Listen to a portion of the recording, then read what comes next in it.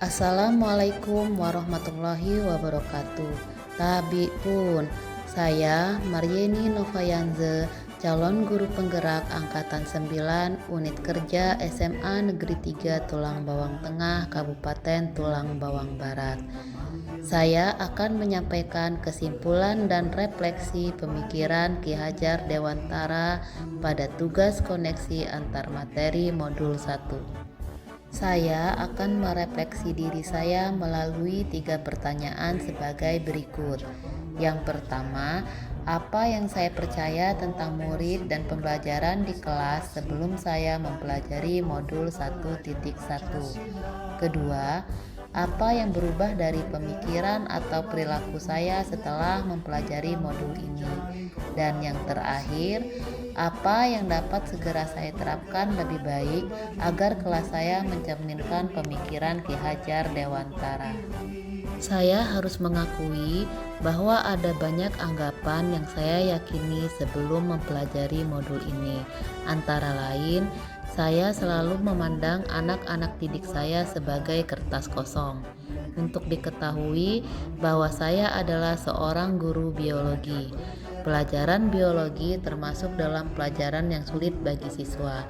Atas dasar ini, saya meyakini bahwa siswa pasti susah untuk memahami pelajaran biologi.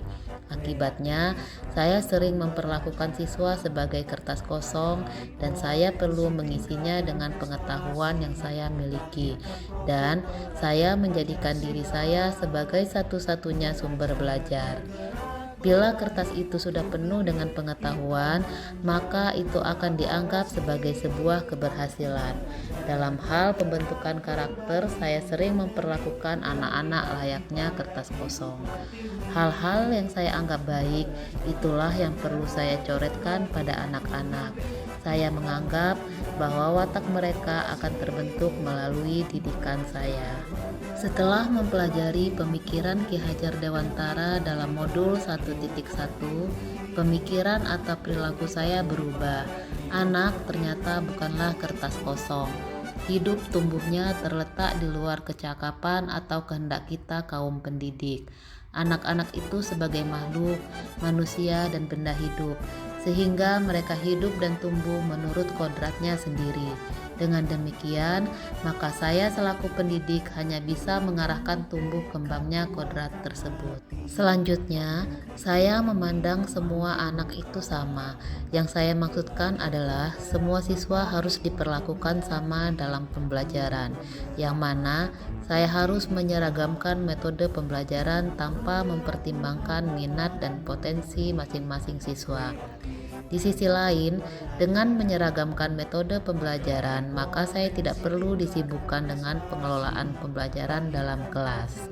Setelah mempelajari modul 1.1, saya menyadari bahwa setiap anak itu tidak sama. Mereka istimewa adanya. Mereka punya keunikan dan karakteristik tersendiri sebagai individu. Saya sebagai guru seharusnya memberi tuntunan pada anak-anak menurut minat dan potensi masing-masing. Hal ini sejalan dengan analogi dari Ki Hajar Dewantara bahwa seorang petani tak akan dapat menjadikan padi yang ditanamnya itu tumbuh sebagai jagung. Selain itu, ia juga tidak dapat memelihara tanaman padi tersebut seperti halnya cara memelihara tanaman kedelai atau tanaman lainnya. Kemudian sebelum mempelajari modul 1.1, saya beranggapan bahwa saya adalah penguasa kelas. Saat melaksanakan pembelajaran, saya menganggap bahwa siswa harus mengikuti aturan saya dalam pembelajaran. Saya punya kewenangan sepenuhnya untuk mengatur kelas menurut apa yang saya anggap baik. Jika ada yang melanggar aturan yang saya buat dalam pembelajaran, maka saya berhak memberi hukuman. Pada kenyataannya, ternyata guru harus berhamba pada anak. Implikasi dari berhamba pada anak adalah pembelajaran yang guru lakukan haruslah berpusat pada siswa. berarti bahwa pembelajaran harus menempatkan siswa sebagai pusat dari proses belajar mengajar, sehingga akan mengembangkan minat, motivasi, dan kemampuan siswa menjadi lebih aktif, kreatif, dan inovatif, serta bertanggung jawab terhadap proses belajarnya sendiri. Anggapan terakhir saya sebelum mempelajari modul 1.1 adalah fokus saya selalu pada mengajar. Yang saya maksudkan adalah saya lebih berfokus menyelesaikan materi dan ketuntasan anak-anak atau KKM, serta pada aspek kognitif siswa semata. Nilai adalah prioritas saya. Memang benar bahwa tugas guru adalah mengajar, namun menurut Ki Hajar Dewantara itu belum lengkap. Tugas selain mengajar adalah mendidik. Mengajar hanya berfokus pada hal-hal bersifat lahiriah atau fisik, sedangkan mendidik berfokus pada hal-hal yang bersifat batiniah atau mental. Selain itu, mengajar hanya tertuju pada pencapaian nilai, sedangkan mendidik lebih diarahkan pada pengembangan nilai pada anak. Apa yang dapat segera saya terapkan lebih baik agar kelas saya mencerminkan pemikiran Ki Hajar Dewantara? Setelah memahami pemikiran Ki Hajar Dewantara dan menyadari kekeliruan saya bertekad untuk mulai melakukan perubahan pada pembelajaran yang saya lakukan.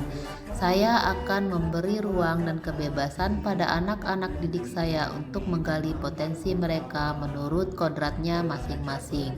Selain itu, pembelajaran yang selama ini menjadikan saya sebagai subjek akan saya benahi menjadi pembelajaran yang berpusat pada siswa. Ya, saya tahu betul bahwa membuat perubahan tidak seperti membalik telapak tangan, namun tidak ada salahnya mulai berubah dari sekarang. Saya juga berharap sekaligus bertekad untuk menjadi seorang guru yang menjiwai semangat ing ngapso sung tulodo ing madyo mangunkarso dan tutwuri handayani. Sebagai wujud dari tujuan pendidikan yang utama, yaitu lahirnya anak yang tidak hanya kompeten dari akademis, tapi juga dari budi pekerti yang baik. Saya sebagai guru selain memberikan wejangan harus bisa juga memberikan teladan yang baik. Jadi, anak tidak hanya melakukan apa yang saya katakan, tapi harapannya anak mampu meneladani perilaku-perilaku baik yang saya contohkan. Selain sebagai upaya memotivasi anak agar berbudi pekerti baik, ini juga bisa menjadi tantangan untuk saya pribadi. Bagaimana caranya agar saya bisa konsisten dalam memberikan keteladanan yang baik? Karena guru merupakan sosok yang harusnya digugu dan ditiru. Bapak dan Ibu guru hebat, kesimpulan yang dapat saya sampaikan yaitu dasar-dasar pemikiran dari Ki Hajar Dewantara harus segera kita terapkan dalam proses pembelajaran di kelas ataupun di sekolah. Di antaranya, pendidikan adalah menuntun anak sesuai dengan minat dan bakatnya. Pendidikan bukan hanya ilmu akademis saja, namun juga perlu penanaman budi pekerti yang baik. Kemudian, pendidikan sejatinya adalah menghamba dan berpihak kepada siswa. Demikianlah pemaparan saya tentang koneksi antar materi pemikiran filosofi Ki Hajar Dewantara. Semoga bermanfaat. Terima kasih, salam dan bahagia. Wassalamualaikum warahmatullahi wabarakatuh.